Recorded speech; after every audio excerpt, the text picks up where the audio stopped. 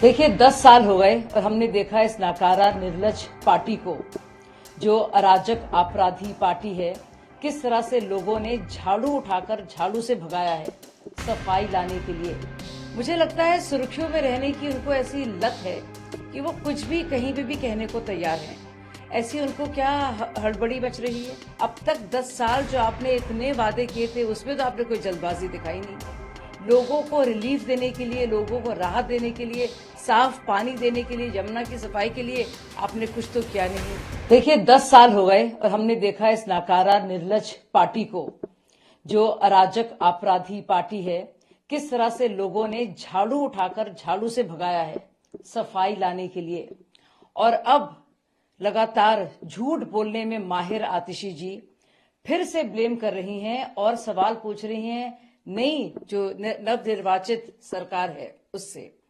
मुझे लगता है सुर्खियों में रहने की उनको ऐसी लत है कि वो कुछ भी कहीं पे भी कहने को तैयार हैं। ऐसी उनको क्या हड़बड़ी मच रही है, उनको क्या जल्दबाजी है। अब तक 10 साल जो आपने इतने वादे किए थे उसमें तो आपने कोई जल्दबाजी दिखाई नहीं। लोगों को रिलीफ देने के लिए, लोगों को राहत देने के लिए, साफ पानी देने के लिए, यमुना की सफाई के लिए आपने कुछ तो किया नहीं। अब आपको बहुत ही हबड़-दबड़ है, बहुत जल्दी है। क्यों? आतिश ना ही ये बताया जा रहा है कि सीएम कौन होगा। 9 दिन हो चुके हैं, 10 दिन भी कल पूरे हो जाएंगे। कब तक ये लोग सीएम डिसाइड करेंगे? कब तक दिल्ली भाई कुछ दिनों के लिए ही सीएम रही, सही बात है, लेकिन तब तो फिक्र की नहीं गई। अब बड़ी फिक्र हो रही है। अब जब वो काम चलाओ टेम्पररी सीएम नहीं रही, अब उनको दिल्ली वासियों की, दिल्ली की बड़ी परवाह हो गई।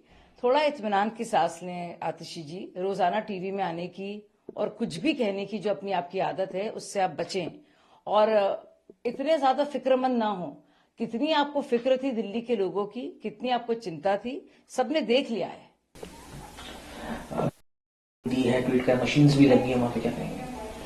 देखिए दिल्ली के लोगों के लिए अभी से इत्मीनान की एक सांस लेने का वक्त आ गया है और शुरुआती दौर में ही हम देख रहे हैं कि कैसे दिल्ली को बहाल करने का, खुशहाल करने का, साफ करने का वक्त जो है बाकायदा शुरू हुआ है।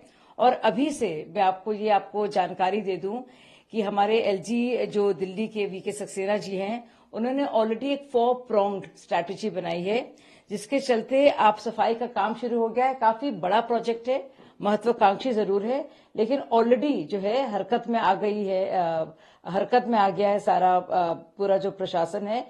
और आप देखेंगे कि 3 साल का ये प्लान बनाया गया है और उसके चलते जो ट्रैश स्किमर्स हैं, यानी कि कूड़ों को हटाने के लिए, वीट क्रशर्स जो उसमें उस तरह के पौधे होते हैं जो आ जाते हैं, उनको हटाने के लिए, और उसके अलावा ड्रेज यूटिलिटी, ताकि बाकायदा जो जमीन जो सैंड है या रेत जो फंसी हुई है उसको हटाकर सफाई हो। ये सारे काम जो है, और कचरा जो यमुना में है उसको हटाने का काम शुरू हो गया है और वो मशीन्स भी वहां पे डिप्लॉय कर दी गई हैं। तो ऑलरेडी काम शुरू हो गया है और ये सारी शुरुआत हुई एक बहुत ही भव्य आरती के साथ। तो मुझे लगता है कि बहुत से लोगों के लिए ये बहुत ही बड़ी राहत की बात है। रिलेशनशिप को लेकर क्या कहेंगे आप? एक और उनका बयान, और ऐसा बयान जिसने सनसनी फिर से खड़ी कर दी है। भाई साहब सैम पिट्रोडा जी, अंकल सैम अब ये कह रहे हैं कि चीन हमारा दुश्मन नहीं है। सबसे पहले तो बताएं उनका क्या लोकस या औचित्य है। अब हैसियत क्या होने के नाते वो ये बात कर रहे हैं। दूसरी बात, जरूरी बात, ये वही शख्स है जिसने उत्तर पूर्व के हमारे ही राज्य में रहने वाले भाई बहनों को कहा था कि वो चीनी लगते हैं, लगता है वो चीनी मूल के हैं। ये उसी पार्टी के लिए बात कर रहे हैं जिसने 40,000 वर्ग किलोमीटर चीन को दे दिया था। ये उसी पार्टी के वकालत कर रहे हैं और उसी राहुल गांधी जी के ये वो सलाहकार हैं जो अब तक नहीं बता पाए हैं कि राहुल गांधी जी ने क्या एमओयू साइन किया था चीन की कम्युनिस्ट पार्टी के साथ।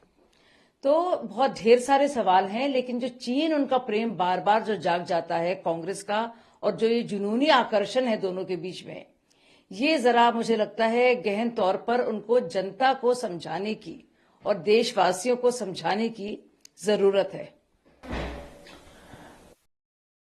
पूरा देश जानना चाहता है इसके लिए जिम्मेदार कौन है, आखिर केंद्र सरकार को क्यों जिम्मेदार ना ठहराया जाए। वीवीआईपी के लिए स्पेशल अरेंजमेंट्स, लेकिन जो लोग जा रहे हैं उनके लिए कोई अरेंजमेंट नहीं। सब जानते हैं कि जो कुछ हुआ है वहां पे बहुत ही एक तो दुखद घटना है वो, और वहां पे स्टैम्पीड हुई, भगदड़ मचा।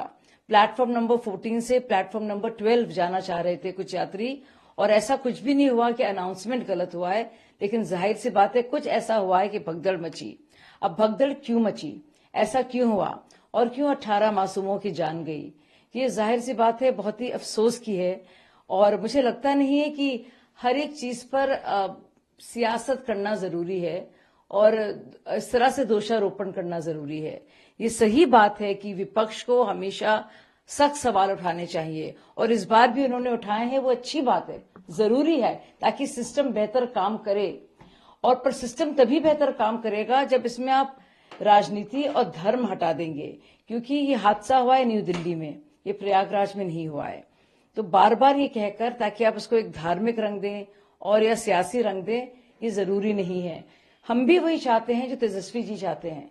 जाहिर सी बात है, ये 18 लोगों का ऐसे मर जाना बहुत ही ज्यादा ये अफसोस की बात है, और हम सब लोग उसी स्टेशन से आते जाते रहते हैं, तो ये किसी के साथ भी हो सकता था।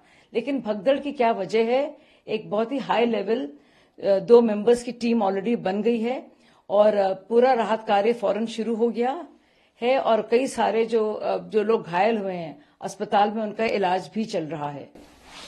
मैम एक अपडेट, आसाम चीफ मिनिस्टर ने पुलिस से कहा कि जांच हो, जो उनकी वाइफ ब्रिटिश नेशनल है, उनके संबंध पाकिस्तान से बताए जा रहे हैं कि पाकिस्तान किस बारे में। जी, अगर आप देखेंगे उनकी पत्नी के जो भी लिंक्स हैं, तो चाहे वो यूएस एड हो या पाकिस्तान के सीनियर लीडर्स हों या कुछ ऐसे एनजीओज हों जो लगातार जिनको जो बेनिफिशरीज हैं, जिनको लाभ मिल रहा है और करोड़ों रुपए के फंड्स मिल रहे हैं, उनसे उनका नाम जो है उसमें उनका नाम शामिल है। अब आप इसमें देखेंगे कि किस तरह से जो पूरा जाल देखेंगे, पूरा फ्लो चार्ट देखेंगे कि मनी ट्रेल कहां से शुरू होता है, वो पैसा किस लिए भेजा जा रहा है। आपने भी पढ़ा होगा और जाना होगा कि डोज जो है, डिपार्टमेंट ऑफ गवर्नमेंट एफिशिएंसी की तरफ से एक ऑफिशियल बाकायदा खबर आई है एक्स पर, जो हमने पढ़ी है कि किस तरह से $21 मिलियन इंडिया में वोटर टर्नआउट के लिए दिए गए हैं। अब ये पैसे किसको मिले, क्यों मिले, किस राज्यों में मिले, क्या काम करने के लिए मिले, ये पूरा देश को तो पता होना चाहिए ना। तो गौरव गोगोई की पत्नी जिनके साथ वो काम करती हैं, जिनका एक रिश्ता है यूएस एड और संस्थानों के साथ, वो पैसा उनको क्यों भेजा गया, किस जरिए से भेजा गया, वो मनी ट्रेल कहां से आई, कहां खत्म हुई, और किन किन लोगों ने इसमें शिरकत की है इस पूरी प्रक्रिया में, और कौन इसके लाभार्थी रहे हैं, और उसका मकसद और लक्ष्य क्या है, ये जानना बेहद जरूरी है। जाहिर सी बात है इस तरह के सवाल पूछे तो जाएंगे। नेशनल एजुकेशन पॉलिसी के तहत जिस तरह से जो लैंग्वेजेस हैं स्टेट्स की, वर्नाकुलर लैंग्वेजेस हैं, रीजनल हैं, उन सबको बाकायदा पूरी तरह से न सिर्फ समानता का दर्जा दिया गया है, बल्कि बच्चों को प्रोत्साहित किया जा रहा है कि अपने राज्य की वो लैंग्वेज को सीखें, और उसमें वो अपने एग्जाम्स भी दे सकते हैं। इसीलिए एनईपी की जो नेशनल एजुकेशन पॉलिसी है, उसकी इतनी प्रशंसा हुई है और सारे स्टेट्स ने उसको माना है। और क्योंकि 3 लैंग्वेज की पॉलिसी है, तो जो भी आपकी मातृभाषा है उसको उतना ही इम्पोर्टेंस और महत्व दिया गया है जितना अंग्रेजी या किसी और भाषा को दिया गया है। और पहली बार ऐसा हो पाया है कि अलग अलग जबानों में भी, आप स्टेट के भी कमीशन के एग्जाम हो या यूपीएससी के भी हों, आप परीक्षा दे सकते हैं। और मुझे लगता है कि इसी वजह से कि लैंग्वेजेस में कोई भेदभाव ना हो और किसी को ऊंचा या